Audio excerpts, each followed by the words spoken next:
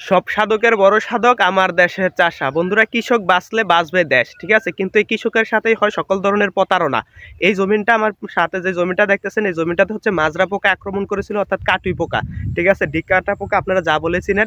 এই ডিক্কাটা পোকা আক্রমণ করার ফলে জমিতে এই এই ওষুধটা স্প্রে করেছিল, ঠিক আছে, এই নীল প্লাস এবং হচ্ছে কি এই এজেন্টা, এই ওষুধটা হচ্ছে কি স্প্রে করেছিল, যার ফলে হচ্ছে জমিনটা এইভাবে লাল হয়ে যায় আর কি। ঠিক আছে, তো আমি বলবো যে কোনো ওষুধ স্প্রে করার সময় ভালো কোম্পানির ওষুধগুলো আনবেন, এই সমস্ত ফালতু 2 নাম্বার কোম্পানির ওষুধগুলো পরিহার করবেন।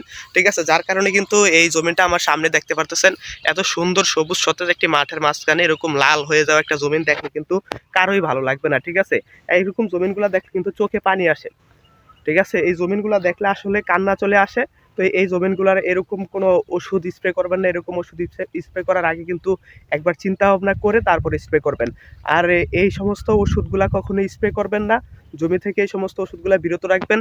যে সমস্ত দোকানে এই সমস্ত ওষুধগুলা দেখবেন তাদেরকে নিষেধ করবেন এই ওষুধগুলা বিক্রি করার জন্য, কারণ কখন যে আপনার জমি নষ্ট হয়ে যাবে তা হয়তো আপনিও বলতে পারবেন না। একটা জমিন হচ্ছে সন্তানের মতো, ঠিক আছে, এটা শুরু থেকে অনেক লালন পালন করাতে হয়, অনেক যত্ন সহকারে কিন্তু জমিটা এখন অব্দি আনা হয়েছে, এখন ফলন দেওয়ানোর সময়। আর এরকম অবস্থায় যদি জমিনগুলো এভাবে নষ্ট হয়ে যায় এই সমস্ত কোম্পানির কারণে, তাহলে কিন্তু সেটা আর মানিয়ে নেওয়ার মতো না।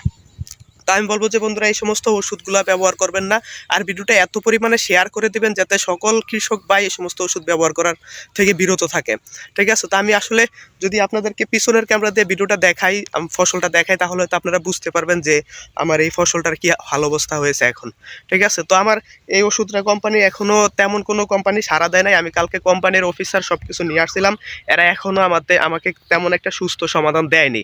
ঠিক আছে, তো আমি চেষ্টা করবো এরা যদি সুস্থ কোনো সমাধান দেয় আপনাদের সাথে শেয়ার করার জন্য। আর আমার জমিনটা কীরকম হয়েছে আমি আপনাদেরকে দেখাইতেছি। অবশ্যই ভিডিওটা শেয়ার করে দিবেন যাতে এই সমস্ত ওষুধ ব্যবহার করা থেকে প্রত্যেকটা কৃষক ভাই বিরত থাকে।